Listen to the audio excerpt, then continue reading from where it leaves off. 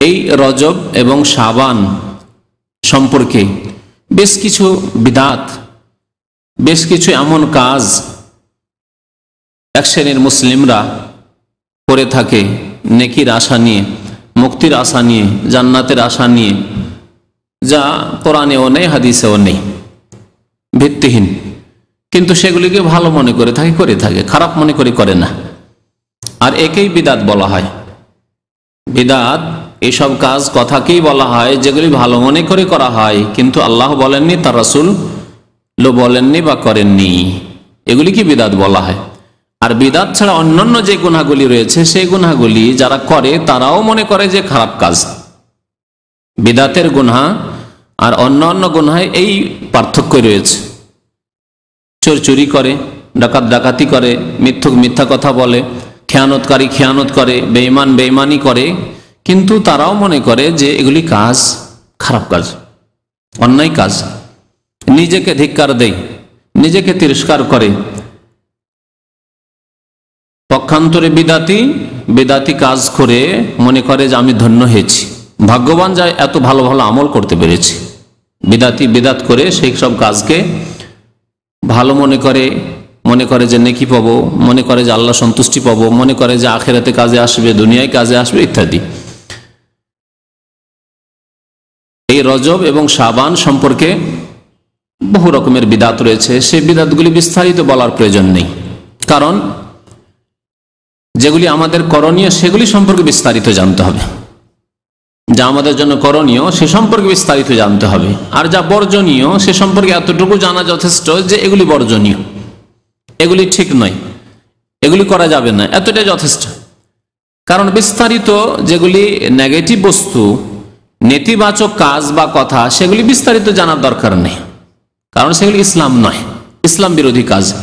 ইসলাম বিরোধী কাজ কথা সম্পর্কে এতটুকুই জানা যথেষ্ট যে এগুলি ইসলাম নয়, এগুলি ইসলাম বিরোধী কাজ। বিস্তারিত জেনে অনেক সময় ক্ষতি হতে পারে। অবৈধ কাজ, অন্যায় কাজ, হারাম কাজ, বিদাতি কাজ বা কথা সম্পর্কে বিস্তারিত জেনে অনেক সময় ক্ষতি হতে পারে। আর তা হচ্ছে যে অনেক সময় শয়তান ধোঁকা দিতে পারে যে কাজগুলি তো সুন্দর লাগছে। মানুষ যখন দিন থেকে অজ্ঞ হয়, কোরআন এবং সুন্নাহ সম্পর্কে জ্ঞান থাকে না, রাসূলুল্লাহ সাল্লাল্লাহু আলাইহি ওয়াসাল্লাম আদর্শ সম্পর্কে জ্ঞান থাকে না, তখন শয়তান, মানুষ শয়তান অথবা জিন শয়তান ধোঁকা দিতে পারে যে কাজ তো ভালো, হাদিসে না থাকলে কি হবে, আল্লাহ রাসূল নাহি করেননি, কিন্তু আমরা তো গুনাহগার, আমরা তো পাপী, সুতরাং এইসব কাজ করলে, মেহনত করলে কেন নেকি পাবো না, যার যেমন মেহনত তার তেমন ফল। এইভাবে মানুষকে পথভ্রষ্ট করতে পারে। এইভাবে বিদাতিরা, যারা অজ্ঞ, যারা দিন সম্পর্কে জ্ঞান রাখে না, তাদের বিদাতি মোল্লারা, জনসাধারণ যারা অজ্ঞ, তাদেরকে গুমরাহ করেছে। আর তারা ভাগ করে দিয়েছে নতুন নতুন কাজগুলিকে দুই ভাগে, অর্থাৎ বিদাতকে দুই ভাগে, বিদাতে হাসানা, বিদাতে সাইয়্যা। বিদাতে হাসানা মানে ভালো বিদাত, বিদাত হলে কি হবে, ভালো। বিদাতে হাসানা মানে এই হয় যে বিদাত হলে কি হবে, নতুন। বিদাত মানে নতুন, নতুন যদিও ধর্মে, কিন্তু হাসানা ভালো। সুতরাং যখন ভালো তো করলাম না হয়। আর বিদাতে সাইয়্যা মানে নতুন, আর সাইয়্যা মানে খারাপ, নতুন কিন্তু খারাপ। সুতরাং যেগুলি নতুন খারাপ সেগুলি করব না। এখন এর মাপকাঠি বা কোথায়, যে কোনটা নতুন ভালো আর কোনটা নতুন খারাপ, কি দিয়ে মাপবেন আপনি? আপনার কাছে দাঁড়ি পাল্লা আছে, কি দিয়ে মাপবেন আপনি? ইসলামের দাঁড়ি পাল্লা হচ্ছে কোরআন আর হাদিস, আল্লাহ পাক রব্বুল আলামিন কিতাব কোরআনে কারীম আর আল্লাহর নবী সাল্লাল্লাহু আলাইহি ওয়াসাল্লামের হাদিস সুন্নাত। এ হচ্ছে দাঁড়ি পাল্লা। এই দাঁড়ি পাল্লাতে মাপতে হবে যে ভালো না মন্দ, ভালো বিদাত না মন্দ। বিদাত যদি মাপতে যান এই কোরআন এবং হাদিসের আলোকে, তো কোরআন হাদিস দিয়ে আল্লাহ স্পষ্ট করে দিয়েছেন কুল্লু বিদআতিন দালালাহ, প্রত্যেক বিদাত হচ্ছে ভ্রষ্টতা। বরং তার আগে আরো বলছে কুল্লু মুহদাসাতিন বিদআহ, ধর্মের নামে প্রত্যেক নতুন কাজই হচ্ছে বিদাত। আর কুল্লু বিদআতিন দালালাহ, প্রত্যেক বিদাতই হচ্ছে গুমরাহি। ওয়া কুল্লু দালালাতিন ফিন্নার, আর প্রত্যেক পথভ্রষ্টতার, গুমরাহির পরিণাম হচ্ছে জাহান্নামে যাওয়া। তাহলে বোঝা গেল যে আল্লাহ পাকের রাসূল সাল্লাল্লাহু আলাইহি ওয়াসাল্লাম যার কাছে সকাল বিকাল কতবার ওহী আসছে, যিনি আসমানি খবর ছাড়া, আসমানি সংবাদ ছাড়া নিজের পক্ষ থেকে কোনো কথাই বলেন না, তিনি বলছেন কুল্লু, সমস্ত নতুন কাজ বিদাত, আর সমস্ত বিদাত হচ্ছে গুমরাহি। তাহলে আবার বিদাতের কিছু ভালো কিছু মন্দ, বিদাতের কিছু ভালো কিছু মন্দ যদি হয়, তাহলে এর অর্থ এই হয় কুল্ল হয় না, বাদও হয়। কতেক বিদাত ভালো আর কতেক বিদাত হচ্ছে খারাপ। দুই ভাগ করলে কতেক হয়ে যাবে, হাফ হাফ হয়ে যাবে। তাহলে নবী করিম সাল্লাল্লাহু আলাইহি সাল্লামের কথা আপনার কাছে গ্রহণযোগ্য না বিদাতীদের কথা, যারা বলছে যে বিদাতে হাসানা, ভালো বিদাতও আছে আর মন্দ বিদাতও আছে। ভালো বিদাতগুলি করেন আর মন্দ বিদাতগুলি করিয়েন না। নবী করিম সাল্লাল্লাহু আলাইহি সাল্লামের সাথে যদি সত্যি মহব্বত থাকে তো নবীর একটি কথাই যথেষ্ট।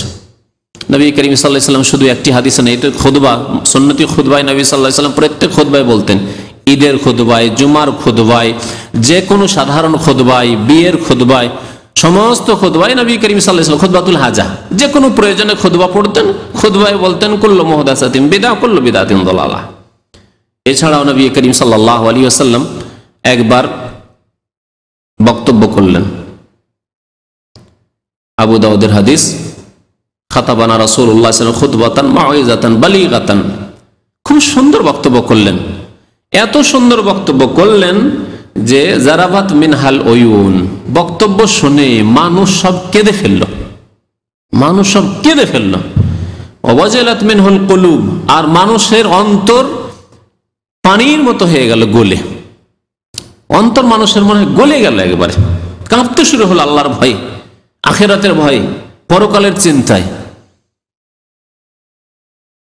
নবী করিম সাল্লাল্লাহু আলাইহি ওয়াসাল্লামের সাহাবারা বললেন, ইয়া রাসূলুল্লাহ ওয়াজতানা মাউইযাতান, এমন আপনি ওয়াজ করলেন, এমন বক্তব্য করলেন যে কান্নাহা মাউইযাতু মুআদ্দি, যে মনে হচ্ছে যে আপনি আমাদেরকে বিদায় করছেন। যেন মানুষ বিদায় করলে তখন আবেগে কথা বেরোয় যে এরপর আর দেখা হবে না, বিদায়ের সময়ের কথা। হয়তো রাত দিন আপনি ছেলে মেয়েদের সাথে থাকছেন, ওই কথাগুলি অনেক সময় বলেছেন না, ওদের অন্তরে এই রকমের তার প্রভাব হয়েছে, তাসির হয়েছে না, আপনি ওই রকম আবেগের সাথে বলতে পেরেছেন, অথচ এর চাইতে দামি দামি কথা হয়তো বলেছেন, ছেলেরা শুনেছে, স্ত্রীরা শুনেছে, ভুলে গেছে, আর আপনিও বলেছেন, ভুলে গেছেন। কিন্তু বিদায়ের সময় যে কথাগুলি আপনি বলেছেন সে আপনিও মনে রেখেছেন, আর তাদেরকে, যাদেরকে আপনি সম্বোধন করে বলেছেন আপনজনদেরকে, তারাও মনে রেখেছে যে ওহ, বিদায়ের কথাগুলি ছিল, আসলেই কথা ছিল। আল্লাহু আকবার। কান্না মাউইযাতু মুআদ্দি, মনে হচ্ছে যে আপনি আমাদেরকে বিদায় করছেন, বিদায় ভাষণ মনে হচ্ছে ইয়া রাসূলুল্লাহ আপনার। ফাউসিনা, হতে পারে যে বিদায় ভাষণ, সুতরাং আপনি আমাদেরকে কিছু আর উপদেশ দেন, বিশেষ কিছু ওসিয়ত করুন। নবী করিম সাল্লাল্লাহু আলাইহি ওয়াসাল্লাম বললেন যে দেখো, ফাইন্নাহু মান ইয়াইশ বাদি মিনকুম ফাসায়ারা ইখতিলাফান কাসীরা, আমার পরে তোমাদের যে কেউ বেঁচে থাকবে, আমি ইন্তেকাল করে যাওয়ার পরে, মান ইয়াইশ বাদি মিনকুম, তোমাদের মধ্য থেকে যারাই বেঁচে থাকবে, তাহলে সাহাবায়ে কেরামদের যুগেই ইখতিলাফ শুরু হয়ে যেতে পারে। এই কথা নবী করিম সাল্লাল্লাহু আলাইহি ওয়াসাল্লাম বলছেন, তোমরা যদি বেঁচে থাকো, দীর্ঘ আয়ু পাও, বয়স পাও, ফাসায়ারা ইখতিলাফান কাসীরা, বহু ইখতিলাফ দেখবে, মতানৈক্য দেখবে, মতদ্বন্দ্ব দেখবে, জি, বহু মত দেখতে পাবে। দেখতে পাবে খারেজিরা বেরিয়ে আসলো, দেখতে পাবে রাফেজি শিয়ারা বেরিয়ে আসলো, দেখতে পাবে কত বাতিলপন্থী বেরিয়ে, নতুন নতুন, কেউ কাদরিয়া তাকদীরকে অস্বীকার করবে, বেরিয়ে আসবে, কেউ আল্লাহর গুণকে অস্বীকার করবে, কেউ আল্লাহর গুণের বিকৃতি ঘটাবে, কত রকম দেখতে পাবে। ফাসায়ারা ইখতিলাফান কাসীরা, বহু ইখতিলাফ দেখবে, ব্যক্তি স্বার্থের জন্য ইখতিলাফ দেখবে, ধর্মীয় ইখতিলাফ ছাড়া। তখন কি করতে হবে? নবী করিম সাল্লাল্লাহু আলাইহি ওয়াসাল্লাম ইরশাদ করছেন, ফাআলাইকুম বিসুন্নতি ওয়া সুন্নাতিল খুলাফায়ে রাশিদিন আল মাহদিয়িন মিন বাদি, সুতরাং আমার সুন্নতকে সেই সময় তোমরা আঁকড়ে ধরবে, আর আমার খোলাফায়ে রাশিদিনের সুন্নতকে, আদর্শকে মজবুত করে ধারণ করবে। আদু আলাইহি বিন নাওয়াজিস, বড় মজবুত করে তোমরা ধারণ করবে, ছেড়ে দেবে না। নবীর সুন্নতকে আর খোলাফায়ে রাশিদিন আবু বকর, ওমর, ওসমান, আলী, এই চার খোলাফা রিজওয়ানুল্লাহ তাআলা আলাইহিম আজমাইন, তাদের সুন্নতকে তোমরা মজবুত করে ধারণ করবে, তাহলে পথভ্রষ্ট হবে না। ওয়া ইয়াকুম ওয়া মুহদাসাতিল উমুর, এবং সাবধান তোমরা, বেঁচে থাকবে তোমরা দূরে থাকবে তোমরা, ইয়াকুম সতর্ক সাবধান, ওয়া মুহদাসাতিল উমুর নতুন নতুন কাজ থেকে, ধর্মের নামে নতুন নতুন কাজ থেকে, মুহদাসাতিল উমুর। ওখানে বলা হয়েছে কুল্লু মুহদাসাতিন বিদআ, প্রত্যেক নতুন কাজ ধর্মের নামে হলে বিদআত। এখানে মুহদাসাতুল উমুর নতুন নতুন কাজ থেকে তোমরা সাবধান, বেঁচে থাকবে। ফাইন্না কুল্লা মুহদাসাতিন বিদআ, কারণ প্রত্যেক নতুন কাজ হচ্ছে বিদআত। দেখলেন এখানে কুল্লা মুহদাসাতিন বিদআ, কুল সমস্তকে বলা হয়েছে। তাহলে বোঝা গেল যে বিদআতের কোনো ভাগ নেই। যা কোরআন এবং হাদিসে আছে করণীয় বলে তা করণীয়, সুন্নত। আর যা কোরআন এবং হাদিসে নেই তার নাম বিদআত। বিদআতের ভাগ নেই। সুন্নত গুলি হচ্ছে ভালো, সুন্নত মানেই ভালো। আল্লাহ নবীর তরিকা, সাহাবায়ে কেরামের তরিকা, সাহাবায়ে কেরাম যেহেতু কোনো নতুন তরিকা নিয়ে আসেননি, তারা নবী সাল্লাল্লাহু আলাইহি ওয়াসাল্লামের তরিকার উপরেই ছিলেন, সুতরাং সেটি হচ্ছে ভালো। এজন্য সুন্নত হচ্ছে হাসানা, বিদআত হাসানা হতে পারে না। বিদআতকে হাসানা বলা ওই রকমই, আচ্ছা যদি দুধকে বলেন ভালো, দুধ তো ভালো, ঠিক না? দুধকে বলেন ভালো, ভালো। সুন্নত হচ্ছে দুধ, খাঁটি দুধ। সুন্নত মানে ভালো। পক্ষান্তরে পেশাব পায়খানা যদি বলে যে পেশাব পায়খানা দুই রকমের, ভালো আছে আর মন্দও আছে। পেশাব পায়খানা দুই রকমের। যদি আল্লাহর ওলির পায়খানা হয়, পীর সাহেবের পায়খানা হয়, আর হযরত মাওলানা যদি পায়খানা হয় তাহলে মোবারক, হ্যাঁ, তাহলে হাসানা ভালো। আর যদি বেনামাজির পায়খানা হয়, আধা নামাজির পায়খানা হয়, যদি গুনাহগারের পায়খানা হয়, ফাসিকের পায়খানা হয়, তাহলে সেটা খারাপ। মেনে নেবেন যে হুজুরজির পায়খানা, পীর কিবলার পায়খানা, আর শ্বশুর কিবলার পায়খানা, কিবলার তো অভাব নাই মাশাআল্লাহ, হ্যাঁ, মায়ের পায়খানা, বাবার পায়খানা, সেজন্য ভালো?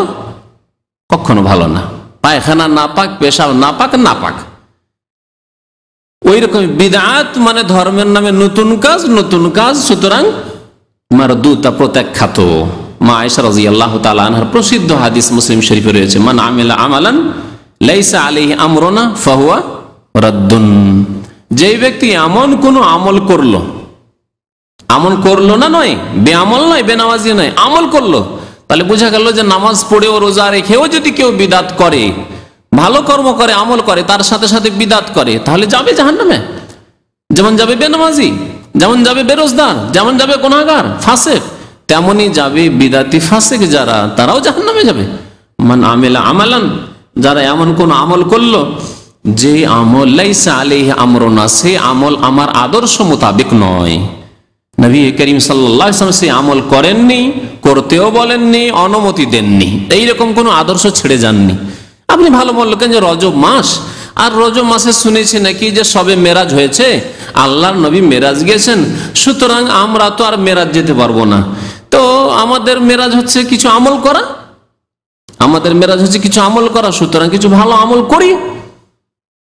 যদি বলা হয় আল্লাহর নবী তো করেননি, আল্লাহর নবী না করলে কি হবে? তার ব্যাপার স্যাপার, আগের পরের গুনাহ মাফ, তার কথা আর আমাদের কথা।